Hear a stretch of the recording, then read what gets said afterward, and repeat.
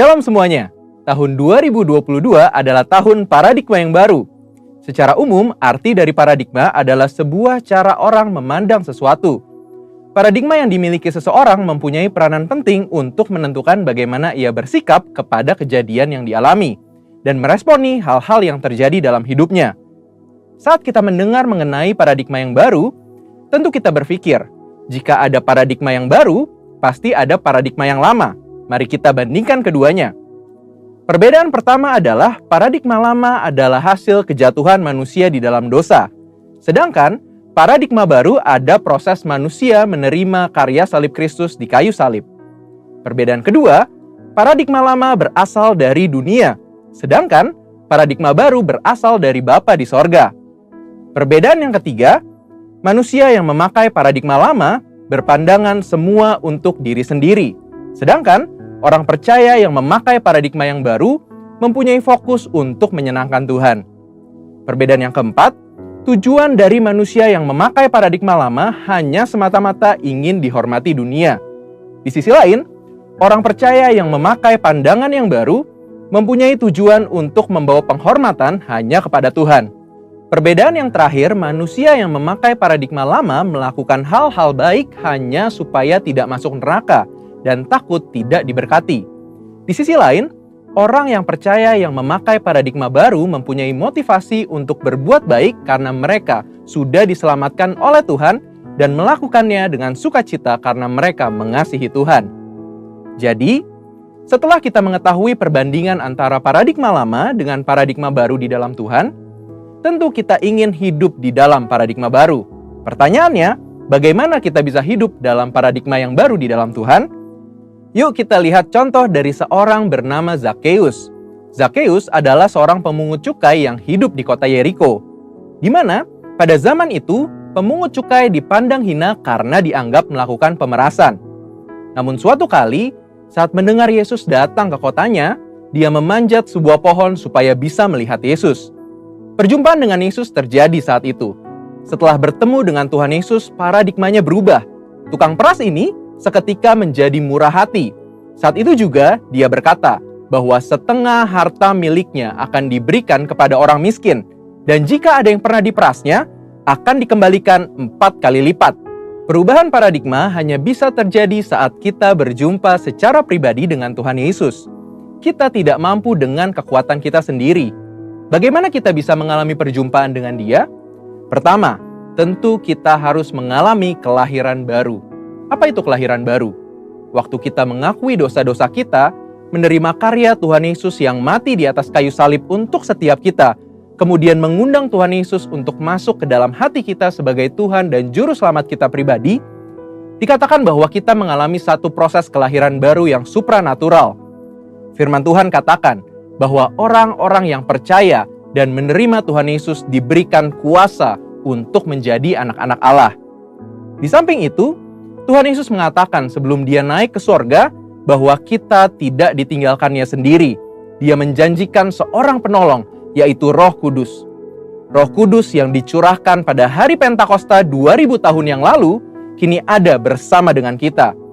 Bahkan sesuai dengan yang disampaikan oleh gembala pembina kita Pak Niko, bahwa kita sedang dalam masa Pentakosta yang ketiga, di mana Roh Kudus sedang dicurahkan dengan dahsyat, yang akan membangkitkan generasi Yeremia yang mencintai Tuhan Yesus dan menghasilkan penuaian jiwa yang terbesar dan yang terakhir.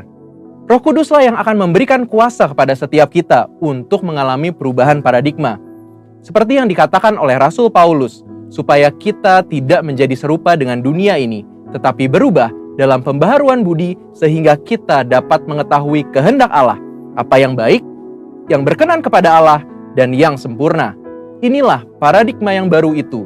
Namun, selain kita mengalami perubahan paradigma karena menerima anugerah keselamatan di dalam Tuhan Yesus dan pertolongan Roh Kudus, kita juga perlu berusaha untuk tidak menjadi serupa dengan dunia ini. Hal penting yang harus kita ingat adalah kita hidup di dunia ini hanya sementara. Firman Tuhan katakan, dunia ini sedang lenyap dengan segala keinginannya, tetapi orang yang melakukan kehendak Allah tetap ada untuk selama-lamanya. Biarlah kita fokus kepada kekekalan dan hidup selalu untuk melakukan kehendak Allah. Satu lagi, kita mengalami perubahan paradigma saat kita membaca firman Tuhan atau Alkitab. Membaca Alkitab dengan tekun akan merubah cara pandang kita menjadi sesuai dengan kehendak Allah. Karena di dalam Alkitablah dituliskan semua kehendak Allah bagi setiap kita. Nah, karena kita sudah lahir baru, sudah menerima Roh Kudus dan kuasanya yang dahsyat di masa Pentakosta ketiga ini, yang perlu kita lakukan supaya memiliki paradigma yang baru ialah, yang pertama, hidup tidak serupa dengan dunia ini. Yang kedua, tekun membaca dan mempelajari Alkitab. Dan yang ketiga, ikuti tuntunan Roh Kudus setiap hari. Mari kita hidup dalam paradigma yang baru dengan sukacita karena Tuhan Yesus sungguh mengasihi setiap kita. Untuk artikel lengkapnya dari tim teologi kami, silahkan klik link yang ada di atas atau scan QR Code yang tersedia. Tuhan Yesus memberkati.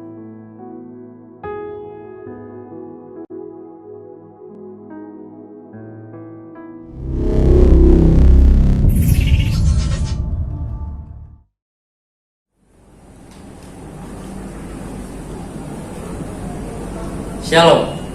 Kita akan memperkatakan apa yang dimaksud dengan Pentakosta ketiga. Mari kita bangkit berdiri. 1. Pentakosta ketiga adalah pencurahan Roh Kudus yang dahsyat di zaman ini, melebihi yang terjadi di Azusa Street. Pentakosta ketiga adalah pencurahan Roh Kudus yang dahsyat di zaman ini, melebihi yang terjadi di Azusa Street. 2. Pentakosta ketiga akan mengakibatkan penuaian jiwa yang terbesar dan yang terakhir sebelum Tuhan Yesus datang kembali. Pentakosta ketiga akan mengakibatkan penuaian jiwa yang terbesar dan yang terakhir sebelum Tuhan Yesus datang kembali. 3. Pentakosta ketiga akan membangkitkan generasi Yeremia, yaitu anak-anak muda yang dipenuhi Roh Kudus, cinta mati-matian kepada Tuhan Yesus, tidak kompromi terhadap dosa, dan akan bergerak untuk memenangkan jiwa. Pentakosta ketiga akan membangkitkan generasi Yeremia, yaitu anak-anak muda yang dipenuhi Roh Kudus, cinta mati-matian kepada Tuhan Yesus, tidak kompromi terhadap dosa, dan akan bergerak untuk memenangkan jiwa.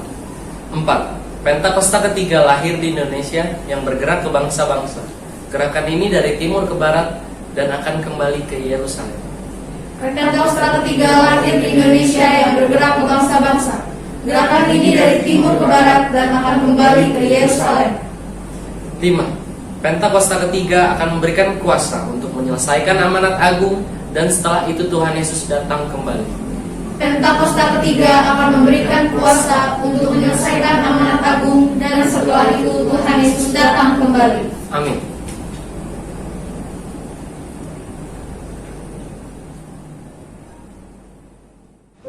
Kita akan mulai ibadah kita. Mari persiapkan hati kita. Kita bersatu dalam doa. Tuhan Yesus, terima kasih Tuhan. Sungguh hati kami limpah atas ucapan syukur Tuhan. Di hadapan tata kasih kami, ya Tuhan. Kami sebagaimana kami ada, membawa hidup kami dan membawa korban syukur kami Tuhan. Untuk kebaikan-Mu Tuhan, kasih setia-Mu Tuhan Yesus, pertolongan-Mu Tuhan, dan kebaikan yang Tuhan sudah berikan kepada kami ya Tuhan Yesus. Anugerah-Mu ya Tuhan yang berlimpah Tuhan atas kami Tuhan. Terima kasih Tuhan, terima kasih. Biarlah lewat pujian kami, penyembahan kami Tuhan, dapat mendatangkan hadirat-Mu Tuhan. Oh terima kasih. Hanya dalam nama Tuhan Yesus kami berdoa mengucap syukur. Haleluya. Amin.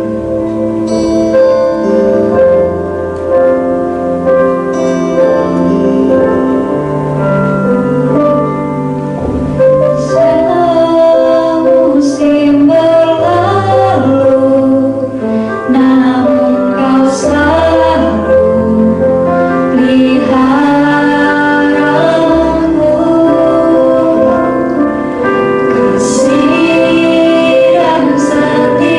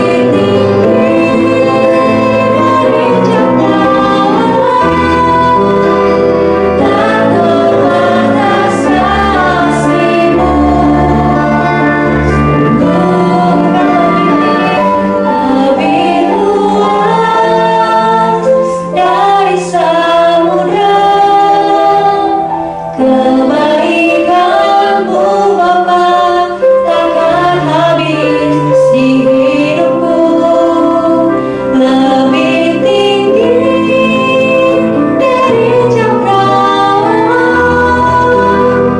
tak terbatas kasih-Mu. Sungguh akan lebih luas dari samudra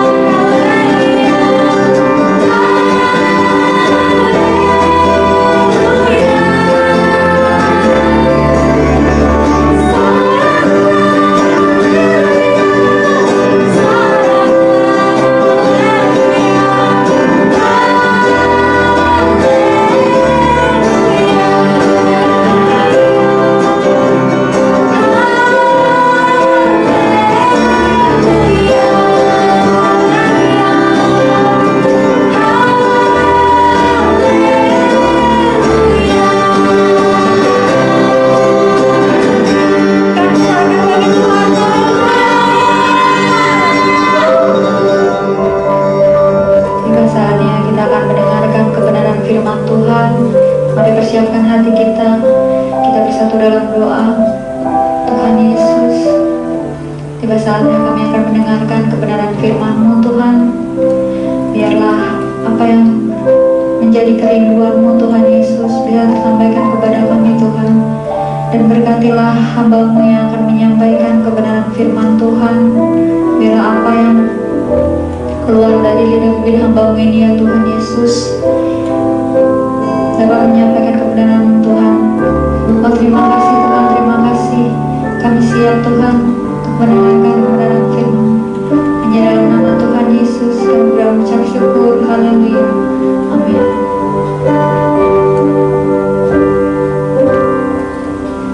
Sungguh besar pengorbananmu bagiku, terlalu dalam untuk dimengerti. Sungguh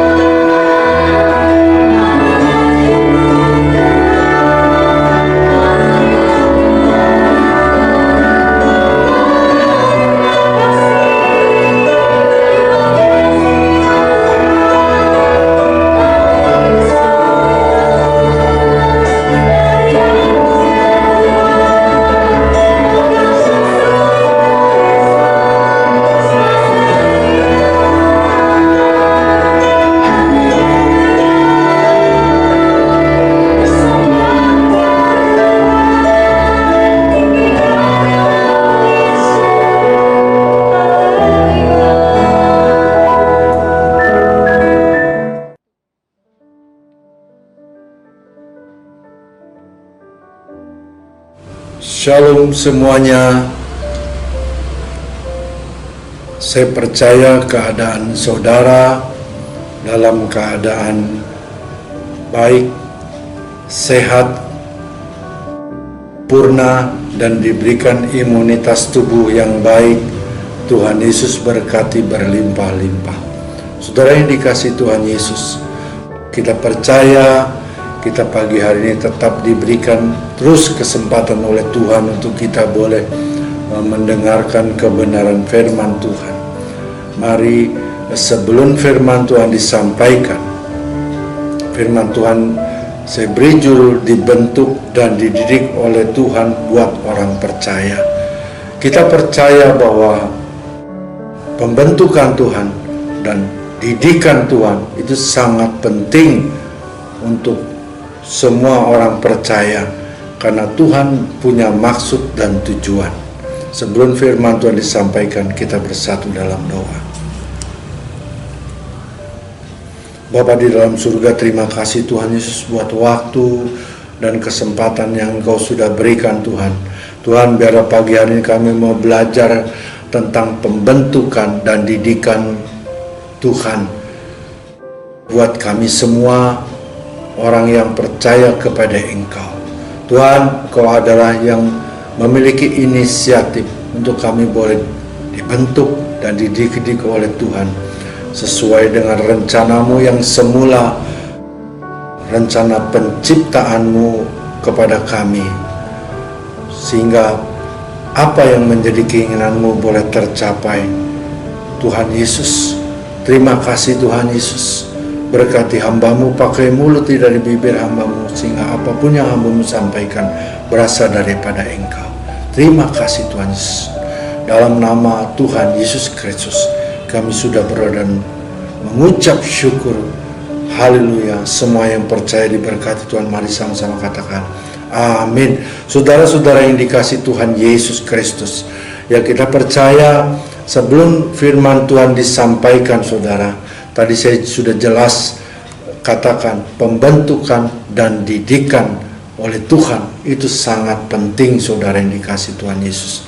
Karena Tuhan Yesus mempunyai maksud dan tujuan di dalam pembentukan dan didikan untuk setiap orang percaya kepadanya, saudara.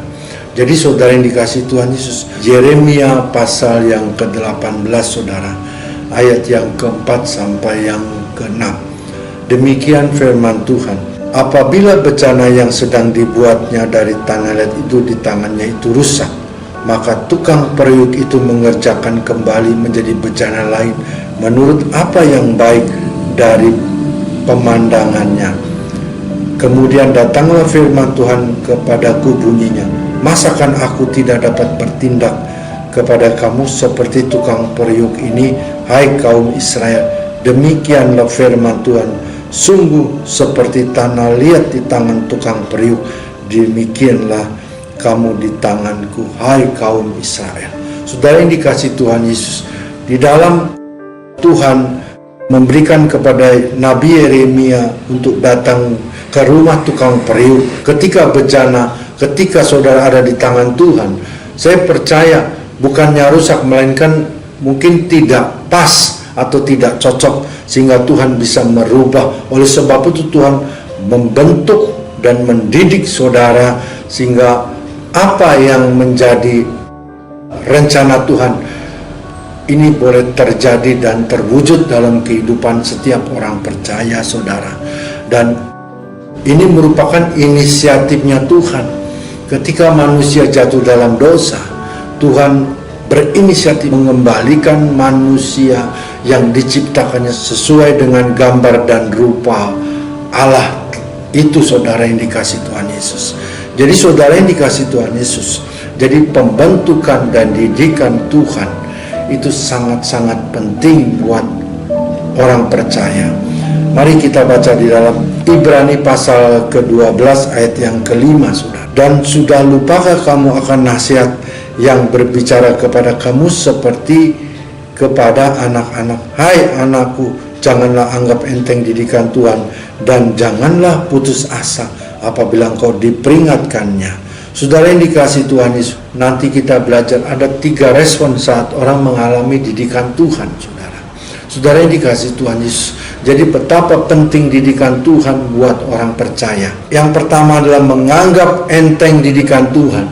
Jadi banyak orang percaya ketika ditegur, mendapat teguran dengan respon dan menganggap enteng teguran Tuhan, saudara. Tuhan menegur atau Tuhan menasehati dengan tujuan, ada maksud buat orang tersebut supaya orang tersebut tidak mengalami kesalahan, saudara yang dikasihi Tuhan Yesus, dengan tujuan supaya tidak terjadi kesalahan yang fatal atau kesalahan yang besar mengakibatkan terjadinya kesalahan atau kerugian yang besar kepada orang tersebut, saudara. Betapa Tuhan kita sangat-sangat baik.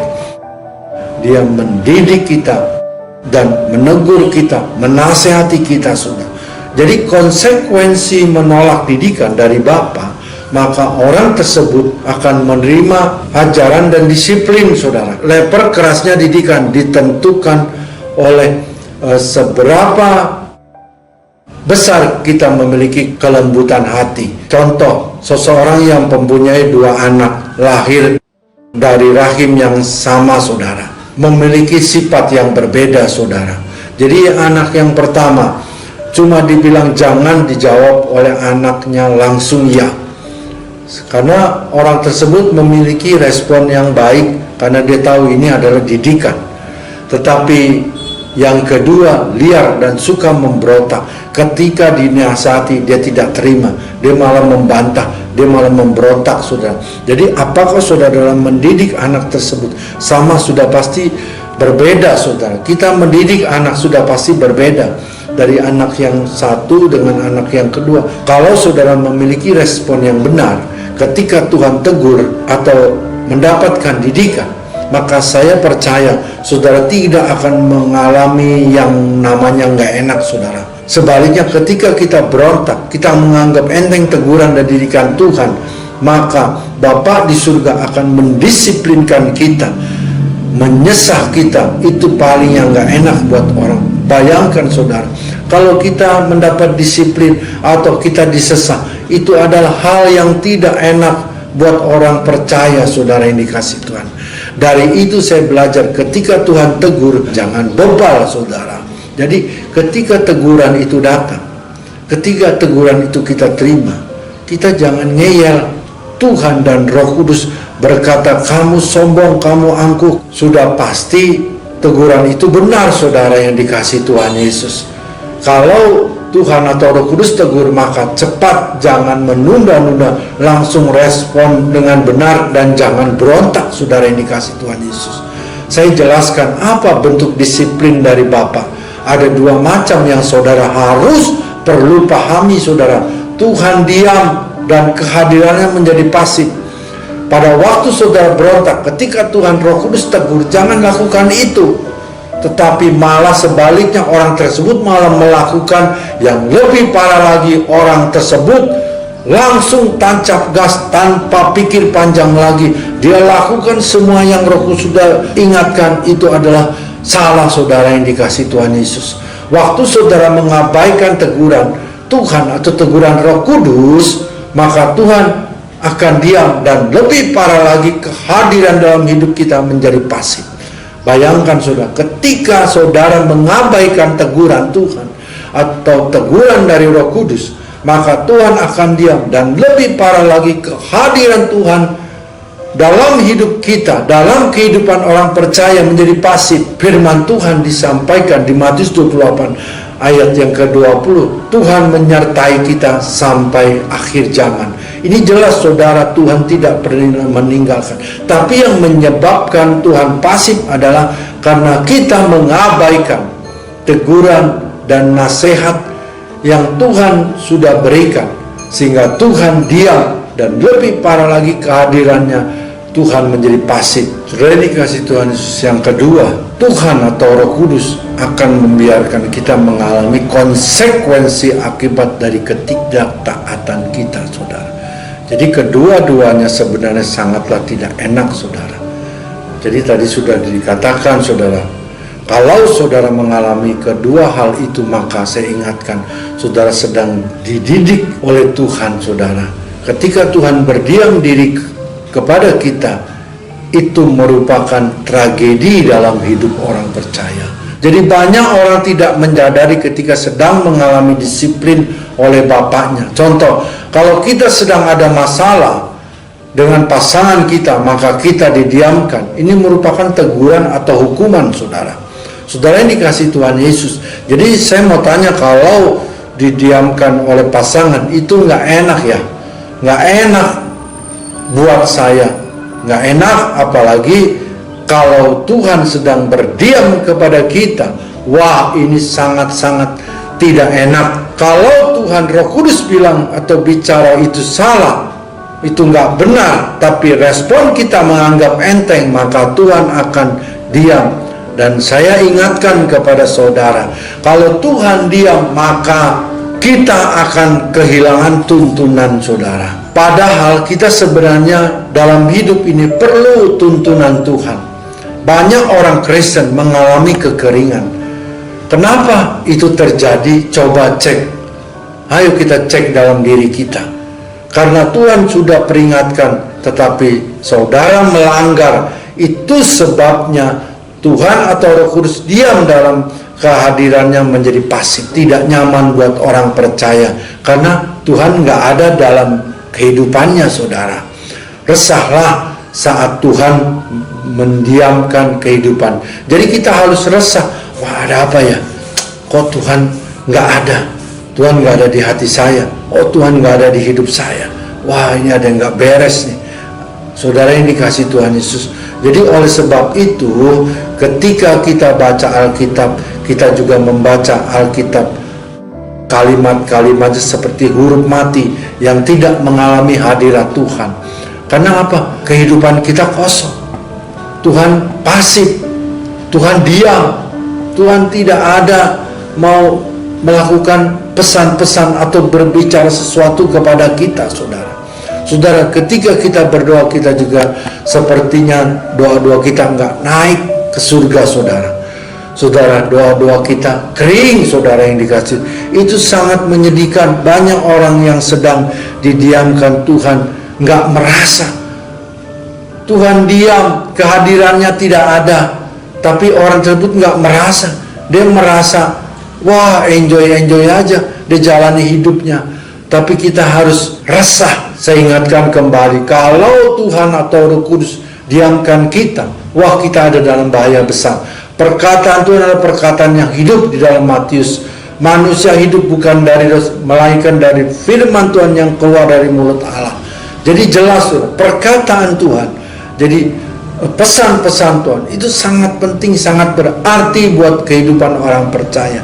Jadi betapa pentingnya suara Tuhan dalam hidup kita, karena suara Tuhan merupakan makanan dalam kehidupan kita. Buat roh kita juga merupakan makanan. Kalau Tuhan diam, jangan anggap enteng, wah, nggak ada apa-apa, biasa kok. Jangan, saudara. Ini harus kita buang, saudara. Perasaan seperti ini. Ingat, kita harus resah ketika kita merasa Tuhan diam atau kehadirannya pasif. Jadi ingat, saudara, ini merupakan satu tragedi buat kita orang-orang percaya. Sebenarnya keinginan Tuhan mau berbicara, menuntun dan mengajar kita, saudara. Di dalam Mazmur 32 ayat yang ke-8, aku hendak menuntun, mengajar, menasihati, memberitahukan jalan yang harus kau tempuh. Itu Tuhan kita, saudara. Luar biasa. Beri tepuk tangan buat Tuhan kita, saudara yang dikasih Tuhan Yesus. Jadi sebenarnya keinginan Tuhan tuh selalu ingin bicara, menuntun dan mengajar kita. Jadi tujuan Tuhan membiarkan kita mengalami konsekuensi dari ketidaktaatan kita adalah memberi efek jera. Saudara yang dikasih Tuhan Yesus. Jadi Tuhan mau kita jangan berbuat atau terulang lagi perbuatan yang Tuhan katakan tidak benar atau salah, saudara. Jadi hari ini Tuhan izinkan kita mengalami konsekuensi dari akibat ketidaktaatan, itu adalah bentuk didikan Tuhan. Lukas pasal yang ke-5 ayat yang ke-11, saudara, perumpamaan tentang anak yang hilang. Banyak orang berkata, mengapa bapaknya sih tidak menolong anaknya yang berada di kandang babi, saudara? Bapaknya sudah tahu anaknya kelaparan, ada di kandang babi. Kenapa tidak datang untuk menolong? Seharusnya bapaknya datang atau pergi menjemput anaknya yang sedang kelaparan. Sederhana, saudara, jawabannya. Bapak itu sedang mengajar sang anak. Akibat dari konsekuensi pilihan dan keputusan anak itu mahal, saudara. Resikonya mahal kalau salah, saudara, yang dikasih Tuhan Yesus. Pada akhirnya semuanya ketika anak itu bertobat dan datang kepada bapaknya kan diterima. Jelas, saudara, ketika anaknya sadar bahwa apa yang dilakukannya itu salah, dia datang kembali kepada bapaknya dan bapaknya itu langsung menerimanya. Jadi seringkali kita mengalami hal-hal yang gak enak, itu adalah bentuk didikan Tuhan yang diizinkan oleh Tuhan untuk kita mengalami konsekuensi didikan Tuhan dari ketidaktaatan kita. Ini sangat penting, saudara. Kalau kita sebagai orang percaya, bagaimana mungkin apa yang Tuhan sudah berikan kita tidak taat, saudara?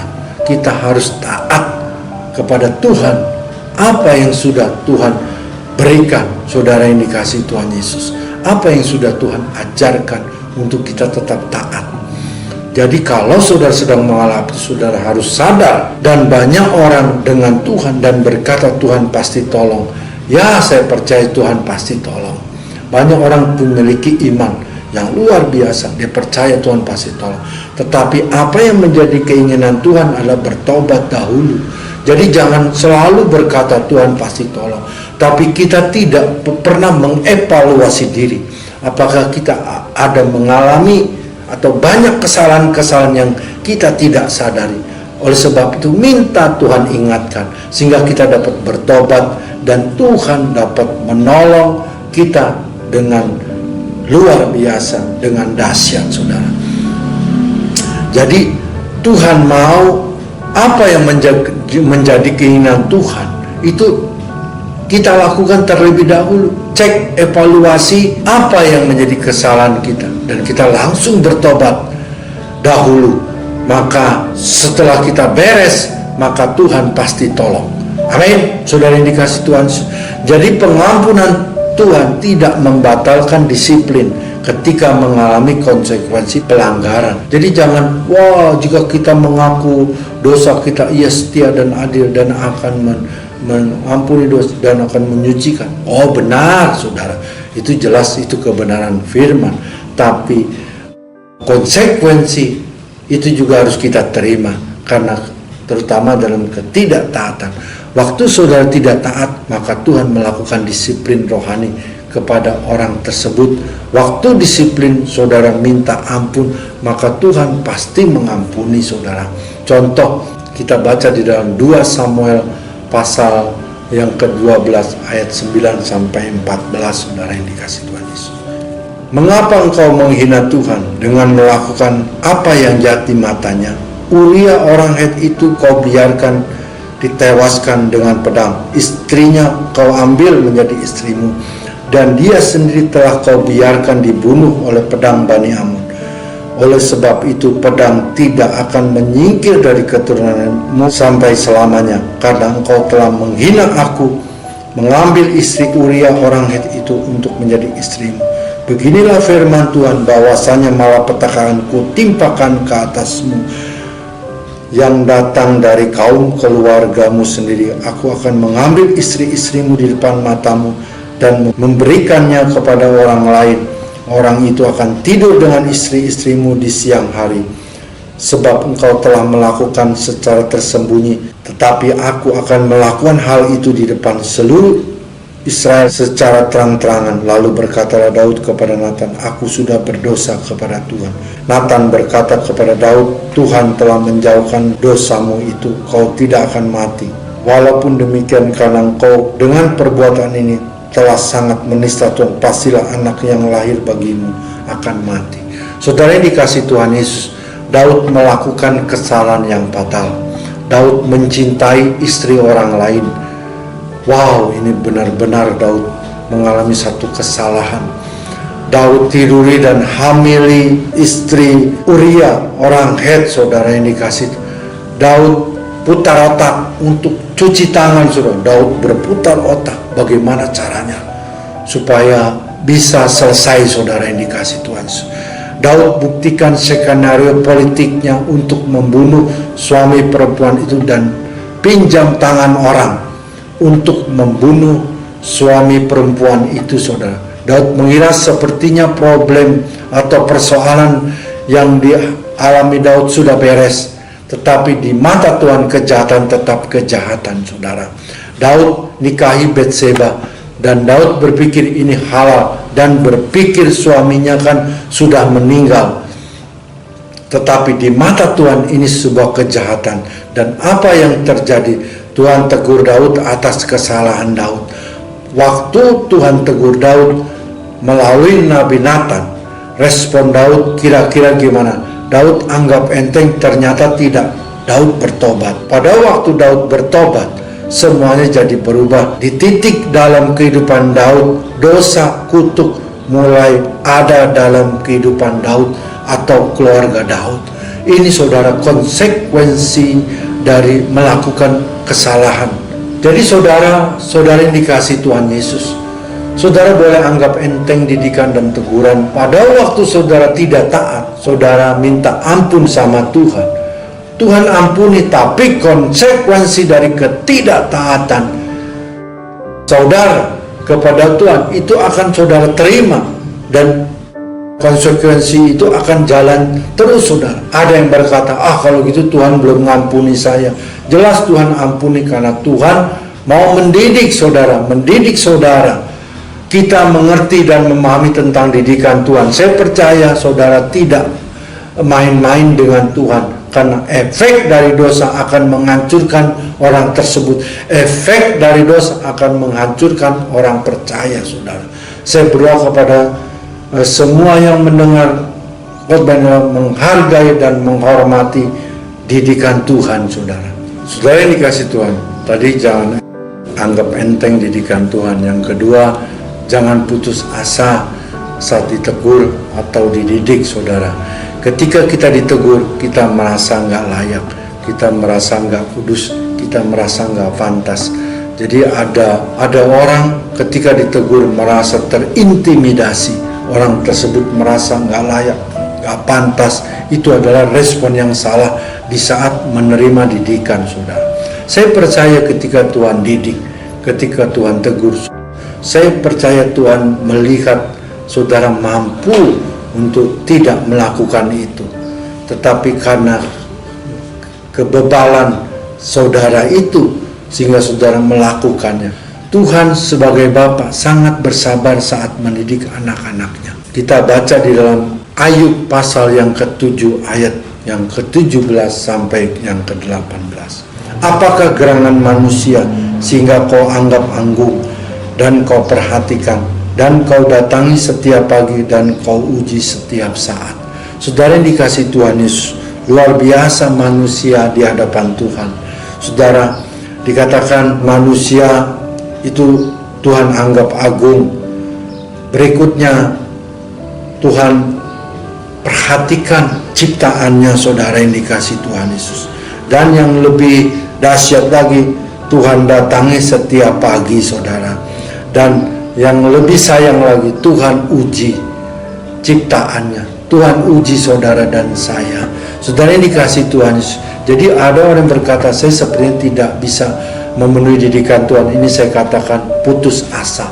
Saudara, ketika saudara merasa tidak mampu atau tidak bisa melakukan didikan Tuhan, ini saya rasa saudara sedang dalam posisi putus asa. Ada ayat yang berbunyi, kau datangi setiap pagi dan kau uji setiap saat. Ayat ini adalah bukti kalau Tuhan tidak pernah menyerah.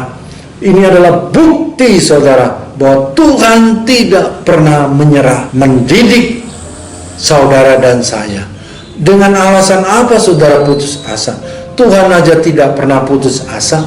Tuhan saja tidak pernah menyerah. Bagaimana dengan kita, saudara? Kalau Tuhan seperti itu, harusnya kita sama seperti itu. Tidak pernah menyerah, tidak pernah putus asa.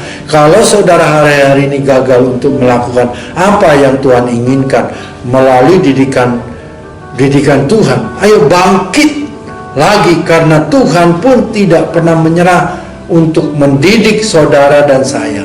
Saudara yang dikasih Tuhan Yesus. Jadi kita baca di dalam Amsal pasal yang ke-29 ayat yang pertama, saudara. Siapa yang bersetigang leher walaupun telah mendapat teguran akan sekonyong-konyong diremukkan tanpa dapat dipulihkan lagi, saudara. Jadi kalau kita baca di dalam terjemahan bahasa Indonesia sehari-hari, siapa terus membangkang kalau dinasihati, suatu waktu akan hancur dan tidak dapat diperbaiki lagi. Wow, ini sangat mengerikan, saudara.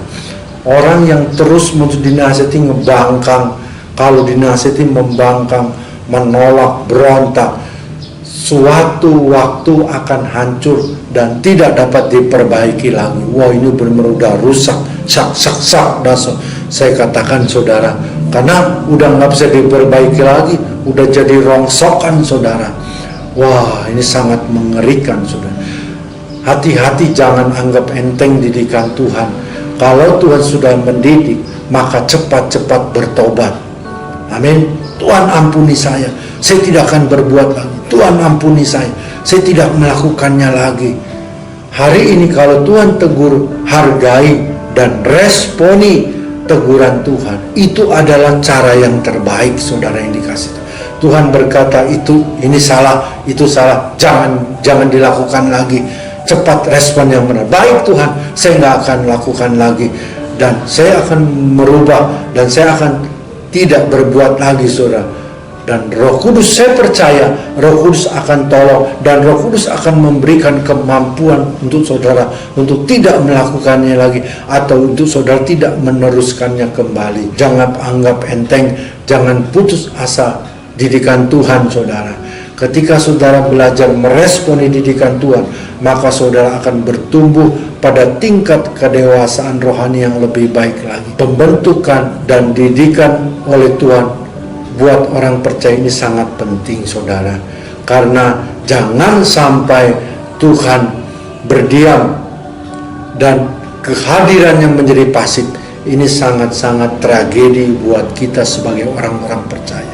Biarlah kita senantiasa berkomunikasi dengan Tuhan, dan Tuhan boleh senantiasa menuntun, mendidik, mengajarkan jalan-jalan yang harus kita tempuh. Karena tuntunan Tuhan sangat berarti buat kehidupan orang-orang percaya. Mari saudara yang dikasih Tuhan Yesus, kita tutup dalam doa. Bapa di dalam surga, terima kasih buat pembentukan dan didikan-Mu buat hari ini.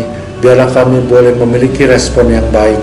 Ketika Engkau berbicara, jangan teruskan, jangan lakukan itu, maka kami akan merespon dan kami akan menuruti apa yang sudah Engkau pesankan, untuk kami tidak boleh melakukan dan meneruskannya lagi.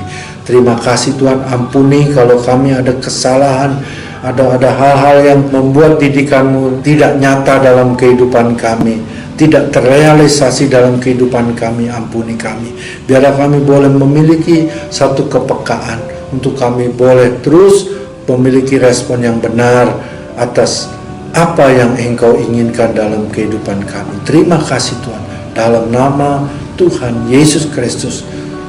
Semua yang percaya diberkati Tuhan. Mari sama-sama katakan amin.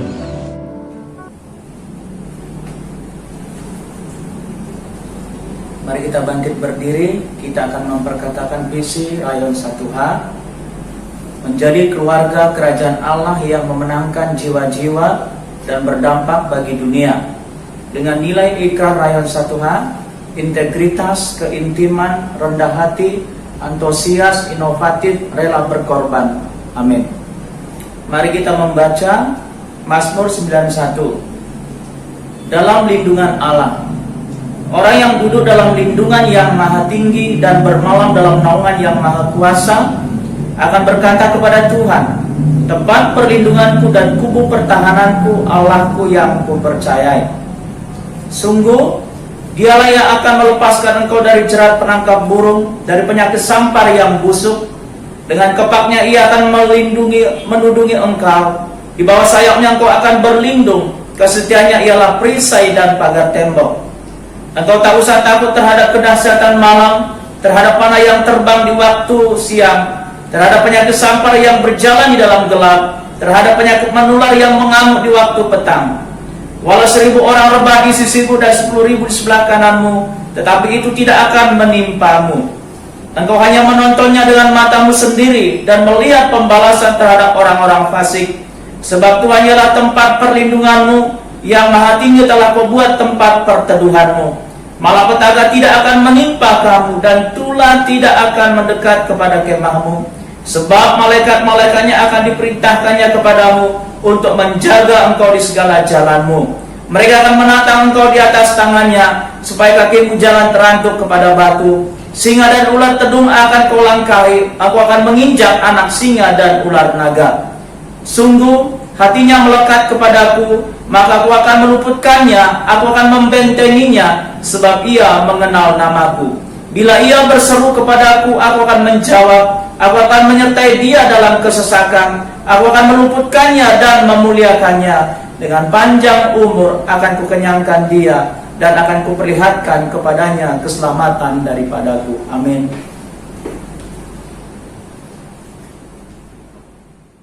Angkat tanganmu, arahkan hati pikiranmu kepada Tuhan Yesus. Terimalah berkat, damai, sejahtera, sukacita yang berlimpah-limpah dari Allah Bapa melalui Anak yang tunggal, Tuhan Yesus Kristus. Persekutuan yang manis dan indah bersama Roh Kudus menyertai kita semua hari ini sampai Maranatha. Tuhan Yesus datang menjemput kita semua di awan-awan yang permai, bahkan kekal selama-lamanya. Semua yang percaya diberkati Tuhan Yesus berlimpah-limpah. Mari sama-sama katakan amin. Tuhan Yesus memberkati berlimpah-limpah.